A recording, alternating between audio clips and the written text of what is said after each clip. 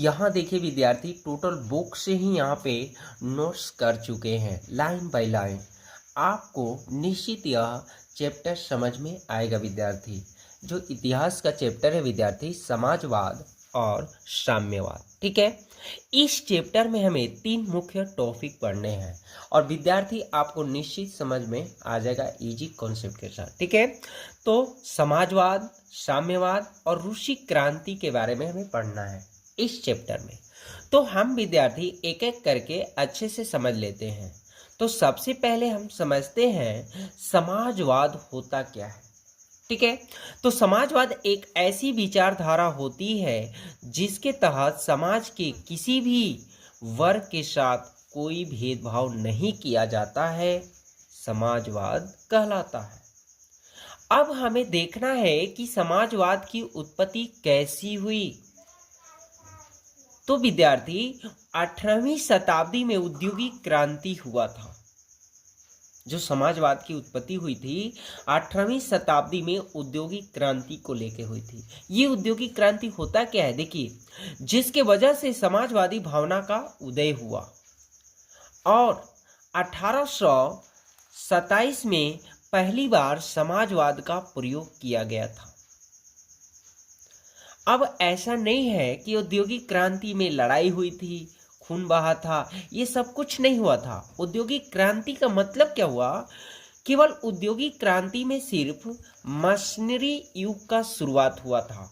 सभी फैक्ट्रियों में मशीन लगाया गया था, जिस वजह से फैक्ट्री के मालिक मजदूर का शोषण कर रहा था। जो मशीन लगाए थे फैक्ट्री में, वो मालिक जो है मजदूर का क्या कर रहा था, शोषण। शोषण का मतलब ध्यान से समझिए, मजदूरों का शोषण का मतलब मजदूरों को 8 घंटा काम करवाने की बजाय 14 घंटा काम करवाते थे, ठीक है। ये फैक्ट्री के मालिक शोषण कर रहे थे मजदूर के, और पैसा बहुत ही कम देते थे, और मजदूर अगर कुछ बोलते थे तो उसे उस काम से निकाल देते थे लोग, और नए मजदूर को भी काम पर नहीं रखा जाता था क्योंकि उतने ही मजदूर से सारा काम लिया जाता था। इस स्थिति से मजदूरों की स्थिति खराब हो गई, जिस वजह से समाज 2 वर्गों में बंटा गया, एक पूंजीपति वर्ग और श्रमिक वर्ग। पूंजीपति वर्ग में पैसे वाले लोग आते हैं, जिसमें फैक्ट्री के मालिक आते थे जो मजदूरों का बहुत शोषण करते थे, और जो श्रमिक वर्ग का थे उसमें गरीब मजदूर आते थे जिसका शोषण फैक्ट्री के मालिक करते थे। इन सब हालात को देखकर कुछ लोग समाज के बारे में सोचने लगे, जिसे समाजवादी कहते हैं। और समाजवादी के जो लोग थे, व्यक्ति, जब मजदूरों के बारे में सोचने लगे तो कुछ समाजवादी जो व्यक्ति थे, Saint Simon, Charles Fourier, Louis Blanc, Robert Owen, Karl Marx एवं एंगल्स जैसे नाम काफी प्रसिद्ध थे। ये समाजवादी के रूप किए थे। अब समाजवाद को 2 चरणों में बांटा गया। कार्ल मार्क्स के पहले समाजवाद था, पर वे समाजवाद को यूटोपियन समाजवाद कहा जाता था, और जो यूटोपियन समाजवाद है उसे स्वफरदर्शी समाजवाद या आरंभिक समाजवाद कहा जाता है।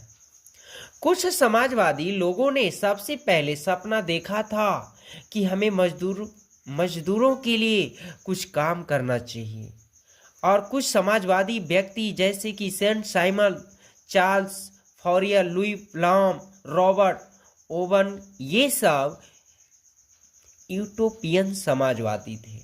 ये सब कौन थे, यूटोपियन समाजवादी। तो यहाँ पर विद्यार्थी थोड़ा मिस्टेक हो चुका है, यूटोपियन, ठीक है।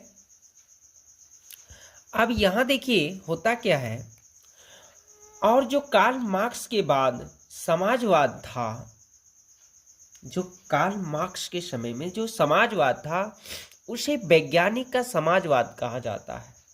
अब देखो, जो समाजवादी व्यक्ति थे जैसे Saint Simon, Charles Fourier, Louis Blanc, Robert, इन सभी के बारे में समझेंगे विद्यार्थी। लेकिन दोस्त सबसे पहले हम सेंट साइमन के बारे में समझेंगे, जो ये समाजवादी जो थे मजदूरों के लिए। तो सेंट साइमन का कहना था, वह सबसे पहला यही कहना चाहता था, और ये भी एक यूटोपिया ही समाजवादी थे, एक यूटोपियन ही समाजवादी थे। ठीक है, यह एक यूटोपियन ही क्या थे, समाजवादी। यह फ्रांस के रहने वाले थे। सेंट साइमन जो थे एक कौन समाजवादी थे, यूटोपियन ही। यह फ्रांस के ही रहने वाले थे। सेंट साइमन का कहना था कि राजा और समाज को इस तरह से संगठित करना चाहिए, राजा और समाज को इस तरह संगठित करना चाहिए कि लोग एक दूसरे का शोषण करने के बदले लोग एक दूसरों की क्या करें, मदद करें।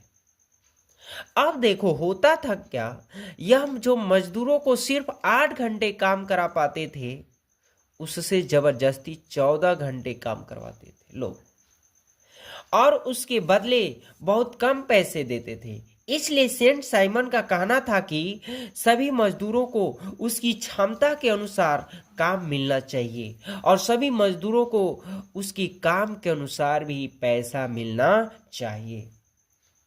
ये कौन ऐसे बोले, सेंट साइमन। चलिए अब समाजवादी दूसरा व्यक्ति का हम लोग देखते हैं, चार्ल्स फॉरियर के बारे में। चार्ल्स फॉरियर आधुनिक औद्योगिक वाद का विरोधी था।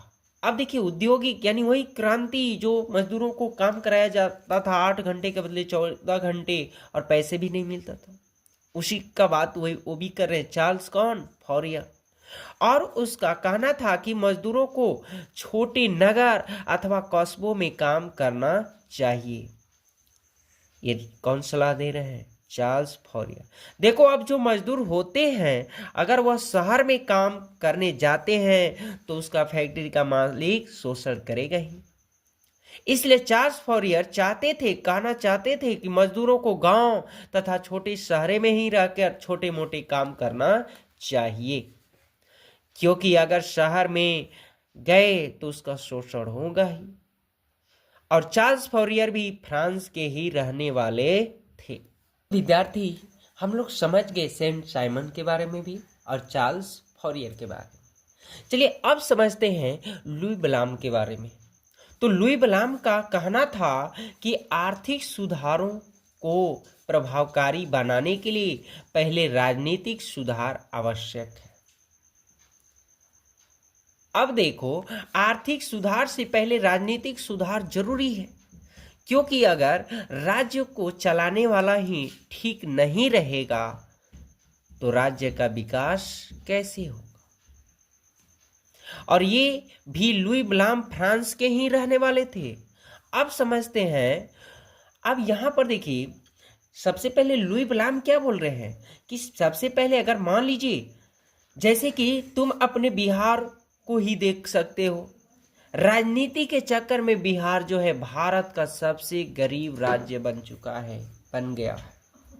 तो वहीं लुई ब्लाम बोल रहे हैं कि पहले राजनीतिक का सुधार आवश्यक है, अगर राजनीतिक का सुधार हो गया तो फिर राज्य का भी सुधार हो जाएगा। ठीक है, अब चलिए नेक्स्ट हम लोग समाजवादी के नेक्स्ट पॉइंट व्यक्ति के नाम लेते हैं, रॉबर्ट ओवन।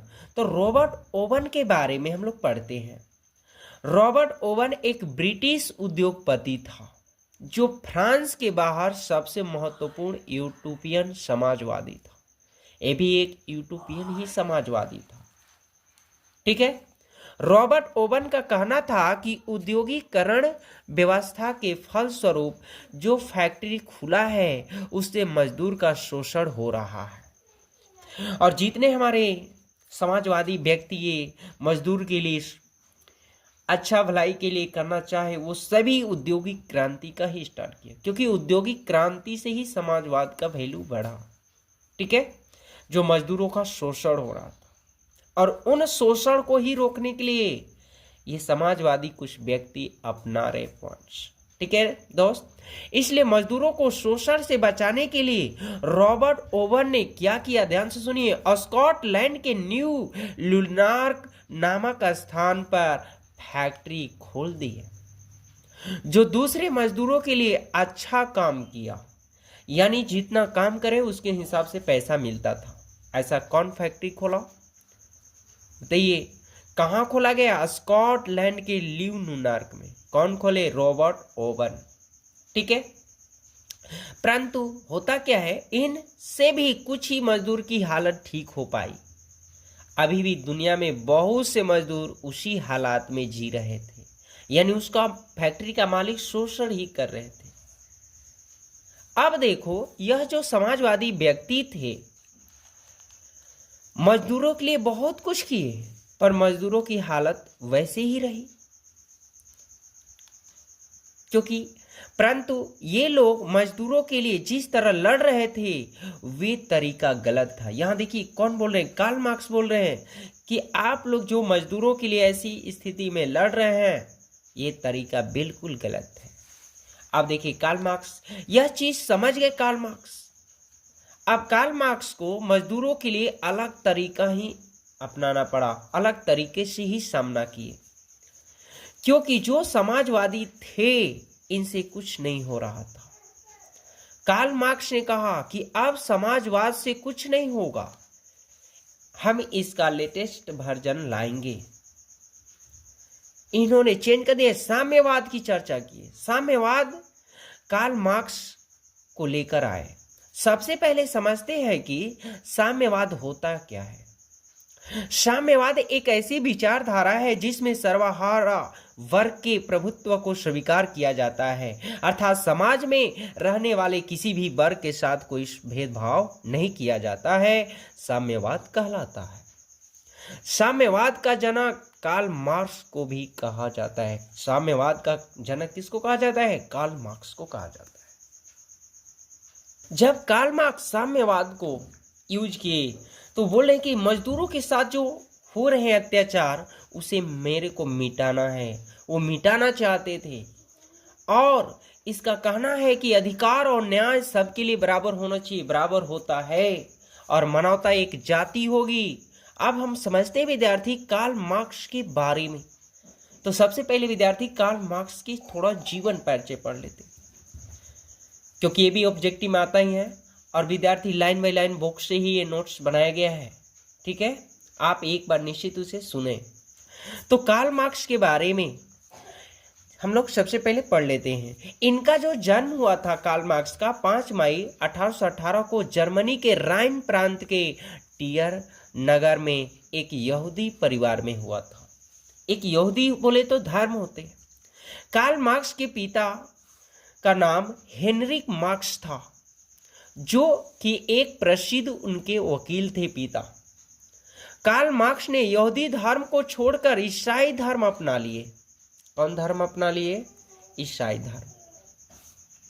कार्ल मार्क्स ने अपनी शिक्षा बोन एवं बर्लिन विश्वविद्यालय से पूरा किया था, जो 1836 ईस्वी में। ठीक है।